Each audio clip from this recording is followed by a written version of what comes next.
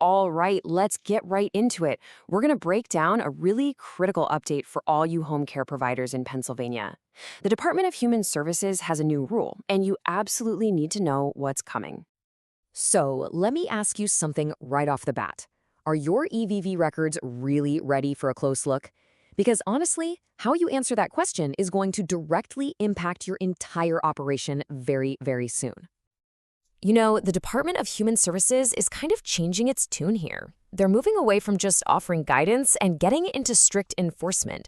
So if you've kind of been putting EVV on the back burner, well, it is officially time to pay very close attention.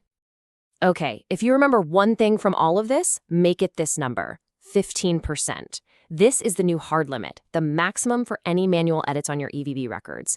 And staying under it, it's not a suggestion anymore. It's non-negotiable. Okay, so let's really dive into this. What does this 15% rule actually mean for how you do things every single day? Well, the push for this is all about lining up with federal rules, getting more accurate data, and, making sure services are being verified correctly. It's really about cutting down on potential fraud and waste. So first, just a real quick refresher on what we're talking about. Electronic Visit Verification, or EVV. Think of it as the digital proof, the electronic handshake that proves a caregiver was in the right place at the right time and doing the right work. It's the official system for verifying every visit. So here's the bottom line. Let's flip that 15% number around. Starting January 1st of next year, the state is saying that at least 85% of your visit records have to be completely clean. And by clean, I mean zero manual changes to that check-in or check-out data. And here's how it's all going to roll out. The rule officially kicks in on January 1st, 2025. But they're not going to start officially monitoring until the last 3 months of that year.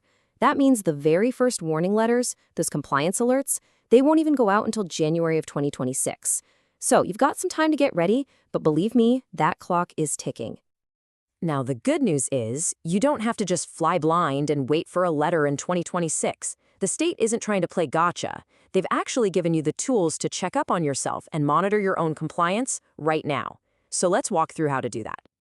The state gives you direct access to all your data through something called the EVV Aggregator. It's actually super straightforward. Once you log in, you just find the EVV compliance report, pick your dates, and run it. Seriously, making this a regular habit, maybe once a month, is the absolute best way to stay ahead of any problems. And hey, here's a little pro tip for you. When you run that report, just skip right to the very last page. That's the gold mine. It's got the summary, and most importantly, it has that all-important compliance percentage. Think of it as your report card for that period. Okay, so what if that report card isn't looking so great? What actually happens if your report shows your manual edits are creeping above that 15% mark? Well, the process is a little different depending on how your service is set up. First up, let's talk about you providers who bill directly through the state's fee-for-service system. For you FFS folks, it's a step-by-step process. It's not like they drop the hammer on day one. It all gets triggered if you're over that 15% threshold for 2 quarters in a row. First, you get a formal notice. Then you have to submit a Corrective Action Plan, a CAP, that spells out exactly how you're going to fix things. If you still don't get in line, that's when sanctions can come into play. Okay, now what if you're a provider who's enrolled with a managed care organization, an MCO, like Community Health Choices or Physical Health Choices? For you, there's an extra layer to this. In this setup, the department doesn't come to you directly. Instead, they call up your MCO and say, hey, you've got a provider who's out of compliance. At that point, it becomes the MCO's job to work with you on that corrective action plan again after 2 straight non-compliant quarters. So, the MCO is basically your main point of contact, and they have to report everything back to the department. All right, there's one more really important group we need to talk about. This is for the participant-directed models, where the person who is actually receiving the care is the one in charge of their own caregivers. This is a really key term you gotta know, the common law employer, or CLE. In this model, the participant, the person getting the services, is essentially the boss. And being the boss means they're the one who's ultimately responsible for making sure their caregivers are using the EVV system the right way. And this is where things get really, really serious. The stakes are incredibly high here. If a CLE is consistently non-compliant, their MCO or their service coordinator is going to step in. But if the problem continues, it could lead to the participant being involuntarily removed from that participant-directed service model. And that is a very, very serious outcome. Okay, so we've covered the rule, we've talked about how to check your numbers, and we've gone over what happens if you miss the mark. Now, let's just quickly point you to the official resources that can help you stay on the right track. Think of these as your go-to toolkit.